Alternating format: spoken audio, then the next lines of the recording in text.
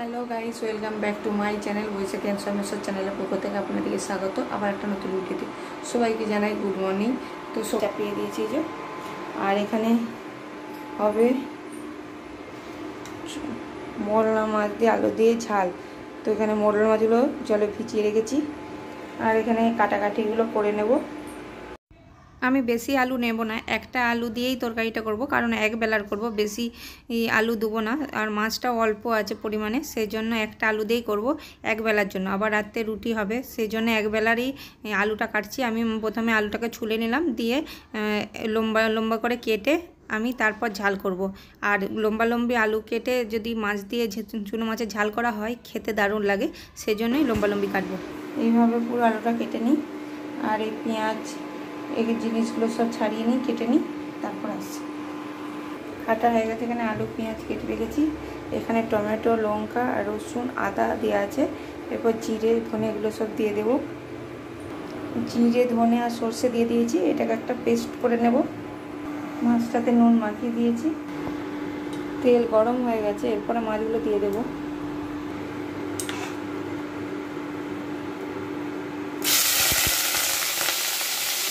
মাছগুলো সব দিয়ে দিয়েছি।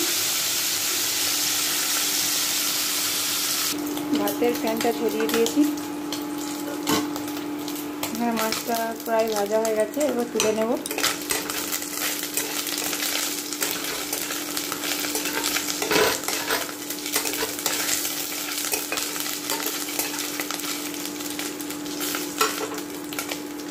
মাছগুলো তুলে নিয়েছি, যে ওই তেলেতেই তেজপাতা দিয়ে ওই আলুটার পেঁয়াজটা দিয়ে দিলাম। এগুলো একটু ভাজা ভাজা করবো।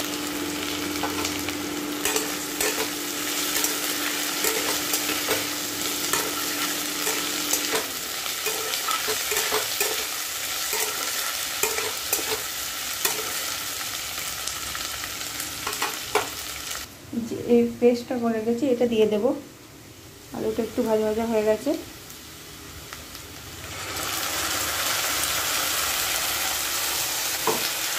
বেশিক্ষণ কিন্তু কষবো না, অল্পক্ষণ কষবো, না হলে কিন্তু তিতো হয়ে যাবে।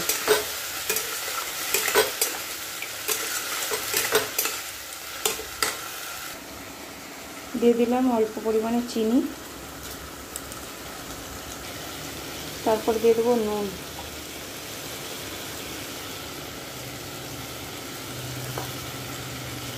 এরপর দিয়ে দেবো হলুদ।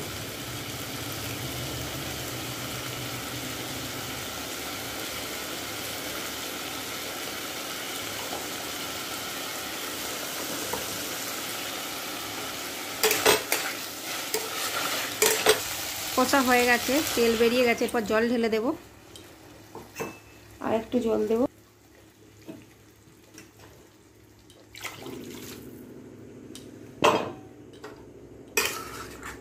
মাছগুলো তুলে দিলাম, তুলে দিয়ে ঢাকা দিয়ে দেবো।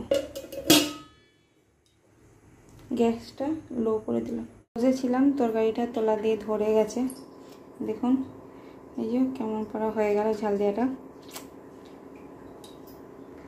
কী হবে, তিতো হবে নাকি কে জানে।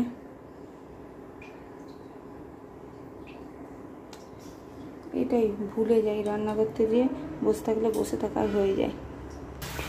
খাওয়াটাই মাটি হয়ে গেল। আমি তো ভেবেছিলাম ওই তরকারিটাই করবো, আর কিছু করবো না, কিন্তু ওইটা দিয়ে খেতে পারবে না, মনে হচ্ছে তিতো তিতো লাগবে। তো শুধু শুধু দুপুরের খাওয়াটা নষ্ট হবে। আবার তিল দিয়ে ঝিঙে দিয়ে তিল ভাজা বানাচ্ছি।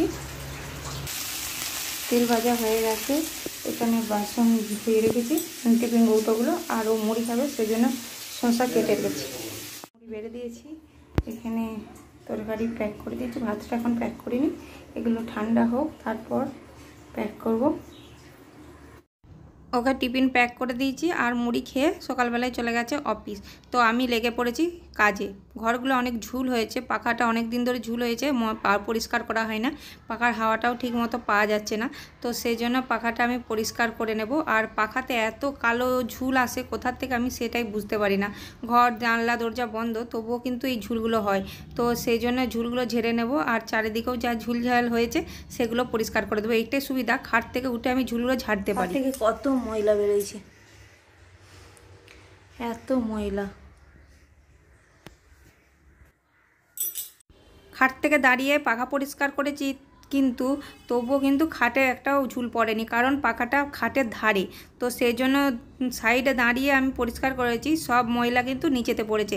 আর মেঝেটা আমি ভালো করে ঝেঁটিয়ে নিচ্ছি, তারপর কিন্তু ঘরটা পুঁছবো, কোনায় কোনায় পরিষ্কার করে নিচ্ছি, একটুও যাতে ঝুল না থাকে। তারপরে চলে এলাম এই জানলার কাছে, এই জানলাটা পরিষ্কার করতে। এই জানলাটাতে প্রচুর ঝুল হয়, এত ঝুল হয় যে জামা কাপড়ে লেগে যায়। তো পরিষ্কার করি অর্ধেক দিনই, তবুও কিন্তু ঝুল প্রচুর হয় বাইরের দিকে, তো ধুলোবালিয়া হয়, সেই জন্য ঝুলও প্রচুর হয়।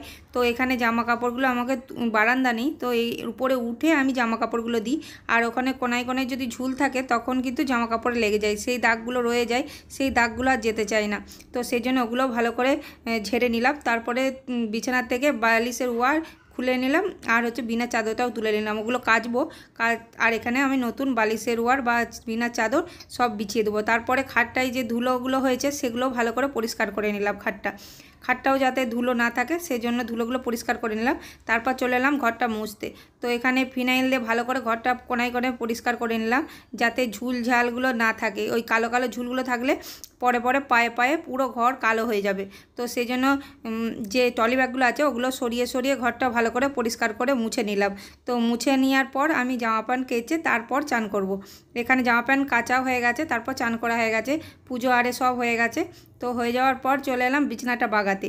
তো এখানে যে কাঁথাটা আছে সেই কাঁথাটা আমি একটা কাঁথা গায়ে দিই আর একটা কাঁথা বিছোই। তো এই কাঁথাটা আমি বিছিয়ে দিলাম, আর নতুন কাঁথাটা আমি এটা গায়ে দিই। তো এই কাঁথাটা ভালো করে টান টান করে বিছিয়ে দেওয়ার পর তারপরে বিছাবো বিছানার চাদর। তাহলে গদি আছে তোলায়, তবুও একটা কাঁথা বিছালে আর একটু গদি হবে। তো এখানে বিনা চাদরটাও ভালো করে টান টান করে বিছিয়ে দেবো। তো টান টান করে বিছানার চাদর পাতলে ভালো লাগে দেখতে, আর শুতেও ভালো লাগে, না হলে শুলেই গুড়িয়ে যায়। তো সেই জন্য টান টান করে ভিতর দিয়ে ভালো করে বিছানার চাদরটা বিছিয়ে দেবো। এই যে টান টান করে বিছিয়ে দিয়েছি। এরপর বালিশের ওয়ারগুলো ভালো করে পরিয়ে দেবো। তো একানা একানা বালিশের ওয়ার, সেই জন্য আলাদা আলাদা, বিনা চাদর আলাদা, বালিশের ওয়ারও আলাদা। তো সব বাগানো হয়ে গেল। এটার মতো বেজে গেছে। এখানে তিল দিয়ে ঝিঙে দিয়ে ভাজা করেছিলাম, আর এই যে মাছটা ঝাল করেছিলাম আলু দিয়ে, চুনো মাছের ঝাল। আর এখানে আচার নিয়ে নিচ্ছি। তো এটা একটু খেয়ে দেখি তেতো কিনা।